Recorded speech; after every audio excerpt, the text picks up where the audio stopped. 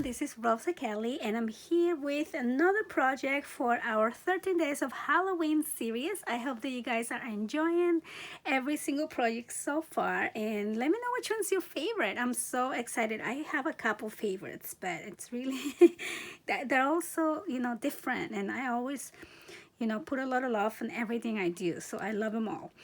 So today what I have for you is a treat box. Now, if you remember, I made a Prima Doll tag. So I wanted to create a little package to send these out, and what a better way to make a little box for a treat box for Happy Meal. And this box can also be used for treats like candy if you want to give them to your your kids, your nieces, your nephews, and if you just want to send it to your pen pal. It's such a cute idea. Now I will be doing a tutorial on the construction of the box, doing that right after I show you the complete box here. And so I decorated my box to match the theme of my Prima Doll tag, which you're gonna see in a minute that's inside. So I adjusted the measurements to my doll, but I will show you how you can adjust the measurements to the project that you want to create for. So over here on the front I have a sticker. This sticker I picked up, it was an ephemera pack from Michaels last year, and it says Goals Gone Wild. This little flower, it's a Prima flower that I picked up a Tuesday morning some time ago, and I just kept it because I saved it because it was purple and I knew it will be perfect for Halloween. And the paper collection, actually I picked up today at Michael's, and it is, let me show you, it is the Moonlit Manor, and I know there's another one that's also called Moonlit Manor, which I also already have too. Of course I do. Where is it? I don't know where I put it. But anyway, so I needed more Halloween paper, and I love this one. It's double-sided, which is wonderful. I haven't seen double-sided paper from Michael's, from Recollections before, so I was very happy with that. Then I'm using some of my scrap pieces of whatever I have left over for this bling up here. This is the same lace that I use on my Prima Doll tag, so I really wanted to match the project. And this is a very pretty rosette little trim with pearls, and then I put a rosette trim on the sides as well. And on the back, of course, I have my stamp because this is going out for Happy Meal. Okay, so now the box opens up like this. And so this is how the box looks like, empty. And I love the fact that it's very sturdy, like this. It's not gonna get smashed on the mail, especially after you put this inside.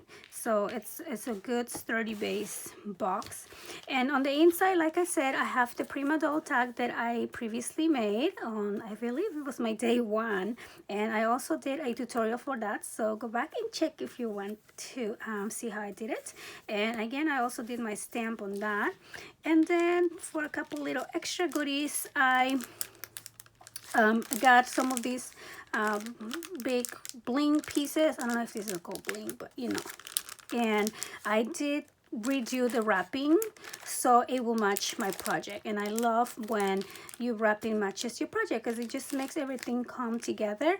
I am very lazy to do embellishments, so but I still want it to look like I put a little effort into it other than just going to the store and buying it. So that's why I always modified the wrapping on what I'm sending out. So yeah, so this is gonna go for a swap that I'm on. And okay, so now we can go ahead and do the box together. So all we're gonna need for this box are 3 sheets of 8.5 by 11 heavyweight cardstock. I'm using black, of course. So I'm gonna cut these at 7 inches on long ways like this.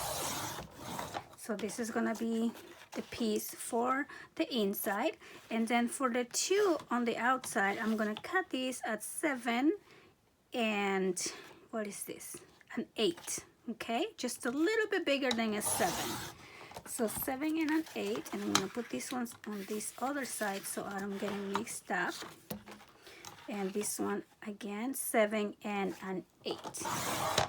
All right, so now I have these two. Now I'm adjusting my box to be as long as my tag, so you could make it a little bit longer. Let me open this out again. So my tag measures 8.5, so I'm gonna make my box to measure 9 inches. Okay, so let me put this in again. Okay, so if you want to make it a little bit bigger, you could probably use the 12 by 12 paper, and then you have an extra inch there as well. Okay, so now we're gonna use our scoreboard, and again I'm going to start with the one for the inside, and I'm gonna score at 1 on each side. Okay, so 1, then I turn this around and I score at 1 again, and 1 again, and 1 again. All right, so now I'm going to go ahead and trim, or not trim, but fuzzy cut one of the lines on each side so we can get ready to create our box. So 1 on each side. Ooh. Just like this. Okay, so now I'm ready to fold along the score lines. Just like this. One more here. And one more. And there we go. And now all we're gonna do is simply fold this little tab that we created and glue it right here. So I'm just gonna use my little tacky glue, and I'm gonna hold this here for a second until it dries, and then I do the same with this other one,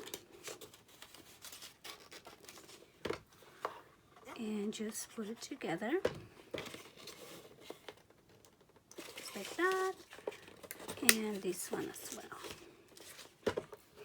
So this is making the box measure 9 inches. Like I said, if you want your box to be longer, because some of the Prima Doll tags are bigger, then you will use the 12 by 12 paper for this, and then you can make it into a 10 inch. So it will fit your dolls. All right, so now that we have the inside box put together, I'm gonna put this on the side and let it dry. And I'm gonna grab my paper trimmer again, and I'm going to, this measures 11. So if you're gonna make a 10-inch box, you're not gonna trim this anymore. But since mine it's a 9-inch, I'm gonna trim this at 10, okay? So again, if you're making a 10-inch box, you're gonna keep this at 11. And so since I'm making a 9-inch box, we're gonna cut these at 10. So you're adding 1 inch to whatever size you want your box. I hope that's clear, but you can ask me questions on the description box as well if you need to. Okay, so now I'm going to score at 1 inch on one side, 2 sides, and 3 sides. Okay, so now this time we're only doing 3 sides, and we'll do the same on this one. 1, 1, and 1. Okay, so now for one of them, I'm just simply going to take these corner squares out, just like that. I'm going to take this one out, and I'm going to take this one out too. And I'm actually cutting outside of the score line, like this, okay? So it's not exactly perpendicular. I'm just making it a little bit smaller here. And then the other one, I'm just going to cut like this. 1 and 2. Okay, so now we're gonna start with this one. And so basically we're gonna put these two boxes together, and one's gonna be the top and one's gonna be the bottom. So I'm gonna fold this again like this. Okay, and now this is the one that has these little flaps, and I'm actually gonna make just a little cut just like this. You don't have to do that, but I like to have them look like that. Okay, just like a little V. So I'm gonna do the same right in here, just that way when you fold them they're not touching. Okay, so now I'm ready to glue these two little flaps. I'm gonna glue them,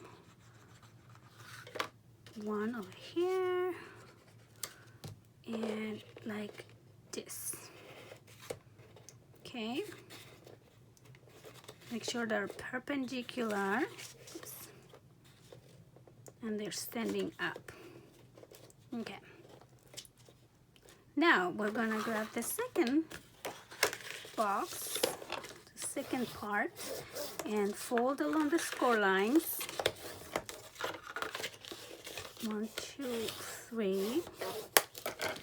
And so this one here is going to go inside, okay, like this.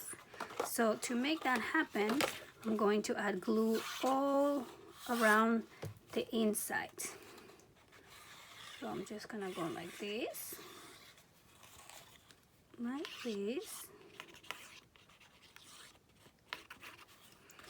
and oops, like this. All right, so now I have glue all in the inside, and I am ready to just place this in and stand it up so the bottom really touches. And here we go. Just gonna wait for this to dry, and we're basically done with our box. Okay, let me give it a little second for this to fully dry. Okay, not put too much glue on that one. And here we go. So now we have a cute little treat box, and we move that out there, and then this is going to fit right inside here.